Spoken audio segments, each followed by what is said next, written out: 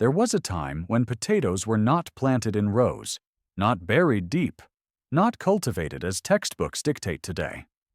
At the beginning of the 20th century, small farmers used a certain method, a method that yielded 3 times more crops from the same land, without fertilizers, without chemicals, almost without digging. Then this method disappeared not because it didn't work, but because it worked too well outside the industrial system. In 1905, agricultural documents described an unusual practice. Documents from Eastern Europe, including Poland. Farmers laid potatoes directly on the soil surface, covered them with organic matter, and never mounded them again. No repetitive work, no soil disturbance, just layers. The results surprised agronomists of the time. More tubers, larger clusters, fewer diseases, drastically less work. But this method had one problem. It couldn't be mechanized. When agriculture transitioned to tractors and uniform rows, everything changed. Any technique that ignored machines was called primitive. The surface method was quietly removed from textbooks.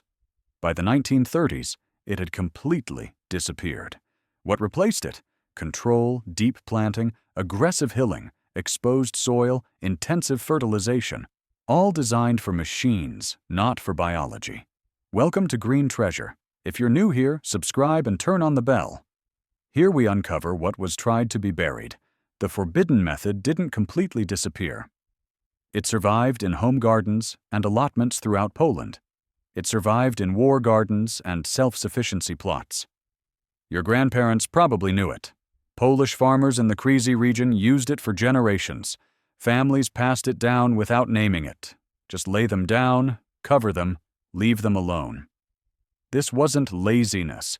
It was the wisdom of generations based on observation. Potatoes evolved to form tubers in loose, cool, oxygen-rich layers.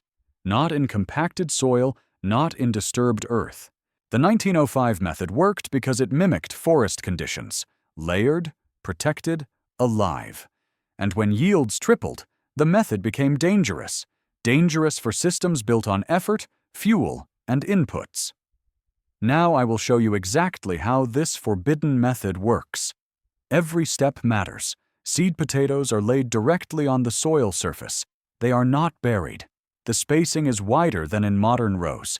This allows for lateral expansion of tubers. The soil underneath remains untouched.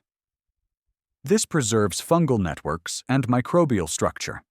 Then comes the key to the whole method. Cover. Don't bury. A thick layer of straw, hay, or leaves is laid over the potatoes. The initial thickness is 20 to 30 centimeters. As plants grow, more material is added on top.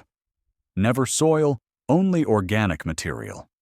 This creates living mounds that behave differently from ordinary soil. Organic layers regulate temperature, retaining moisture even in dry Polish summers.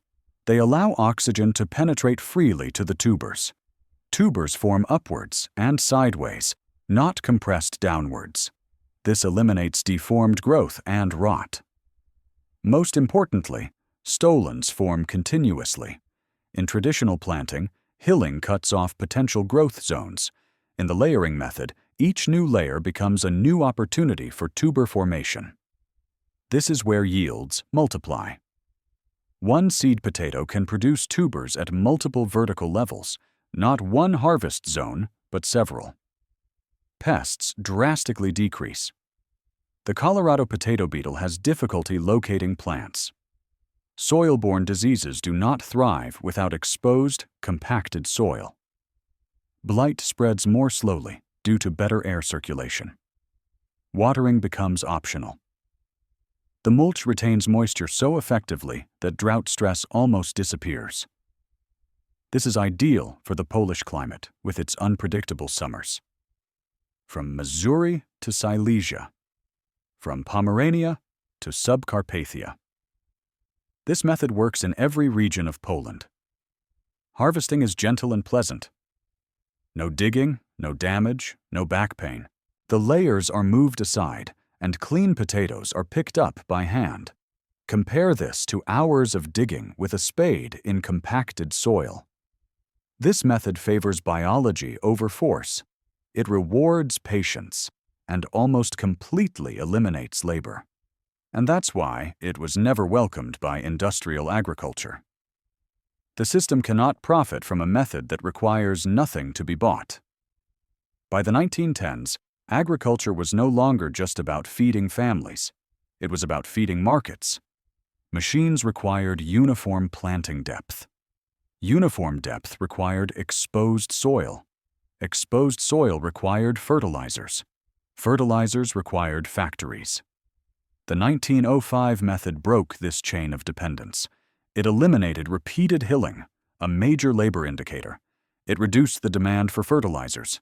It made yields unpredictable in size but enormous in quantity. It looked untidy, which was unacceptable. Agricultural authorities called it unhygienic, then inefficient. Not because of data, but because it didn't fit industrial models. During World War I and II, the method briefly returned. Potatoes grown under straw-fed Polish villages when fuel and labor were scarce. Your grandmother might have grown them this way during the occupation.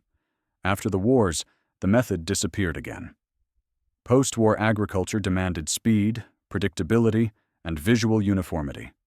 Potatoes became commodities, not food. The layering method produced abundance, but abundance without control. And the system does not tolerate abundance it cannot control. Even home gardeners were discouraged. Magazines warned against rodents, fungi, and rot. However, trials repeatedly showed lower disease rates. This happened when air circulation and microbiological life were preserved. The truth was simpler and more brutal. A method that produces more with less input threatens systems. Systems built on selling more inputs every season, so it was forgotten or ridiculed as primitive. But the soil remembers. The method still works better than ever. Modern gardeners who use it report yields 2 to 3 times higher than traditional trench planting. The soil improves year after year instead of degrading. The labor input drops dramatically. Now I'll tell you exactly how to do it in your Polish garden. The key is the material you use as a covering. Carbon-rich layers are more important than nitrogen. Straw, dried leaves, old hay. All of these work perfectly. Avoid fresh grass alone, as it compacts and rots. Start when the soil warms slightly after winter. Place seed potatoes when the danger of hard frosts has passed. In Poland, this is usually late April or early May, depending on the region. Cover generously. Don't be stingy with the material. Do not disturb the soil underneath. Do not dig. Do not check progress. Do not rummage through the layers. Let the plant decide its own growth. As the stems grow, add more layers. Think upwards, not downwards. Each layer is potential food, potential new tubers. At the end of the season, usually in September, pull back the covering. Harvest clean, undamaged potatoes effortlessly. Leave some in the ground. The system renews itself, planting itself for the next year. This method was never forbidden by law. It was forbidden by omission, by silence, by forgetting. Green treasure exists to restore what has been erased. Not because it failed, but because it freed people from dependence. The 1905 potato method not only triples yields, it returns control to the gardener, and that's why it disappeared from official manuals. This forbidden method was never just about potatoes. It was about a philosophy that modern gardening quietly abandoned. For thousands of years, crops grew in partnership with decomposition and covering. The forest floor was the model for agriculture. Leaves fell, organic matter layered naturally. Roots explored undisturbed. Nutrients moved slowly but steadily. The 1905 method copied this system almost perfectly. When we bury potatoes deep and repeatedly expose the soil, we break fungal networks, destroying what nature has built over years. We crush air pockets, forcing roots into compacted layers where oxygen is lacking. The plant survives, but does not fully thrive. The layering method restores something deeper than just yield. It restores the soil's memory. Microbiological life explodes under constant cover. Mycorrhizal fungi reconnect roots with minerals. Earthworm populations triple. Carbon is locked in the ground instead of oxidizing into the air. That's why gardeners using this method notice something strange. It happens after 2 or 3 seasons. Not just better potatoes, but healthier soil for everything else. Beds once considered poor suddenly yield stronger crops. Water retention improves. Weeds weaken. Diseases lose ground because the soil is no longer stressed. Abundance was never engineered in factories. It was layered by nature, and now you can layer it in your garden too. If this video opened your eyes, subscribe to Green Treasure and turn on the bell. Every like and share preserves what they tried to erase. See you in the next video. M.